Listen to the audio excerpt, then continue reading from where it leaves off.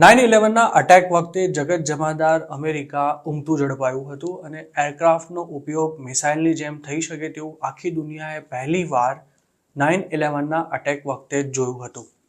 પરંતુ ત્યારથી લઈને આજ દિન સુધી આવા કોઈ અટેકનું પુનરાવર્તન નથી થઈ શક્યું અને તેનો શ્રેય અમેરિકાની જડબેસલાક બનાવી દેવાયેલી સિક્યોરિટી સિસ્ટમને જાય છે.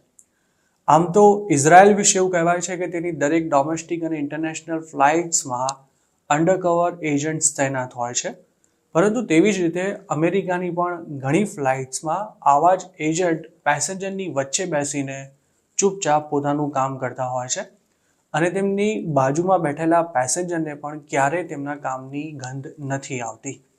આમ તો અમેરિકાએ 1962થી જ ફ્લાઇટ્સમાં અંડરકવર એર માર્શલ્સ તૈનાત કરવાનું શરૂ કર્યું હતું, પણ તેમ છતાંય આખી દુનિયાને ધ્રુજાવી દેનારો 9/11નો અટેક ટાળી નહોતો શકાયો.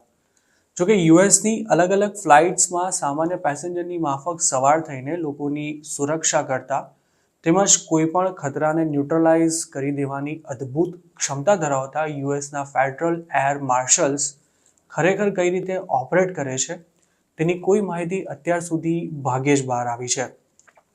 ફ્લાઇટમાં વેપન્સ સાથે સિક્રેટલી ટ્રાવેલ કરતા આવા અંડરકવર એર માર્શલ્સ વર્તન ભલે એક સામાન્ય પેસેન્જર્સ જેવું જ કરતા હોય, પરંતુ તેમના માથે જવાબદારી ઘણી મોટી હોય છે.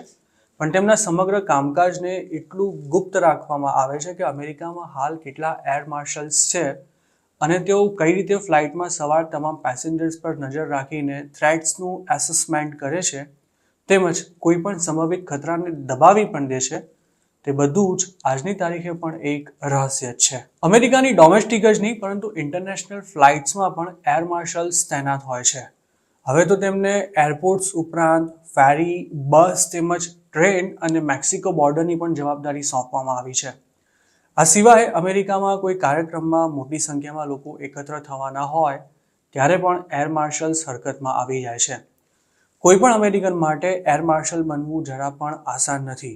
ઘણીવાર તો એપ્લિકેશન કર્યા બાદ તમામ ફોર્માલિટી પૂરી થઈ ગયા પછી પણ મહિના અને ક્યારેક તો 2-4 વર્ષો સુધી પણ કેન્ડિડેટનો સંપર્ક કરવામાં નથી આવતો.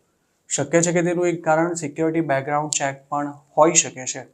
નવાઈની વાત એ છે કે એર માર્શલ બનતા પહેલા કેન્ડિડેટે પોલીગ્રાફ ટેસ્ટ પણ આપવો પડે છે. જોકે તેના માટે મિલિટરી કે પછી લો એન્ફોર્સમેન્ટ બેકગ્રાઉન્ડ હોવું જરૂરી નથી. 21થી 36 વર્ષની ઉંમર ધરાવતો કોઈ પણ અમેરિકન બોર્ન સિટીઝન કે પછી નેચરલાઇઝ્ડ સિટીઝન તેના માટે અપ્લાય કરી શકે છે.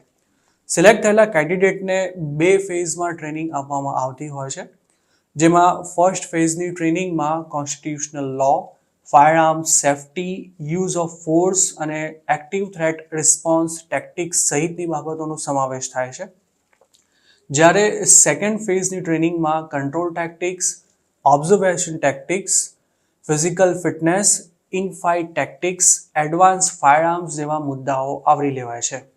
ફેડરલ એર માર્શલ સર્વિસ એટલે કે FAMS અમેરિકાની બીજી ફેડરલ એજન્સીસની જેમ જ હોમલેન્ડ સિક્યોરિટીની અંડરમાં આવે છે, જે FBI અને CBP સહિતની એજન્સીસ સાથે મળીને કામ કરે છે. સામાન્ય પેસેન્જર્સ સાથે ભળી જઈને ફ્લાઇટમાં મુસાફરી કરતા અંડરકવર એર માર્શલ્સ ખાસ તો પેસેન્જર્સના અસામાન્ય વર્તન, અનઅટેન્ડેડ પેકેજીસ અને બીજી તમામ પ્રકારની ગતિવિધિ પર સતત નજર રાખતા હોય છે.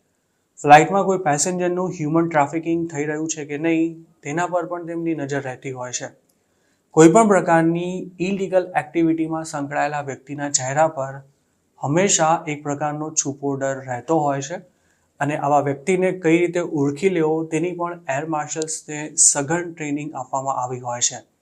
આ ઉપરાંત ફ્લાઇટમાં જો મામલો બગડે કે પછી અચાનક જ એક્શનમાં આવવું પડે તો શું કરવું તે પણ એર માર્શલ્સ સારી રીતે જાણતા હોય છે. જોકે મોટાભાગના એર માર્શલ્સને તેમને કઈ ફ્લાઇટમાં મુસાફરી કરવાની છે અને તેમને અમેરિકાની બહાર મોકલવામાં આવશે કે કેમ તેની કોઈ આગોતરી જાણ નથી કરાતી. તેમનું કામનું શેડ્યુલ પણ ફિક્સ નથી હોતું અને ઘણા મહિના સુધી તેમને આ જ પ્રકારે એકધારું કામ પણ કરવું પડતું હોય છે. કોઈની પણ નજરમાં આવ્યા વિના જ પોતાનું કામ કરતા એર માર્શલ્સ પાસે પાવર ઘણા હોય છે. તે ફ્લાઇટમાં હથિયાર લઈને ટ્રાવેલ કરી શકે છે અને શંકાસ્પદ વ્યક્તિની ધરપકડ પણ કરી શકે છે. પરંતુ ડ્યુટી દરમિયાન ગમે તેટલું મોટું કામ કરનારા એર માર્શલની ઓળખ ક્યારે પણ જાહેર કરવામાં નથી આવતી.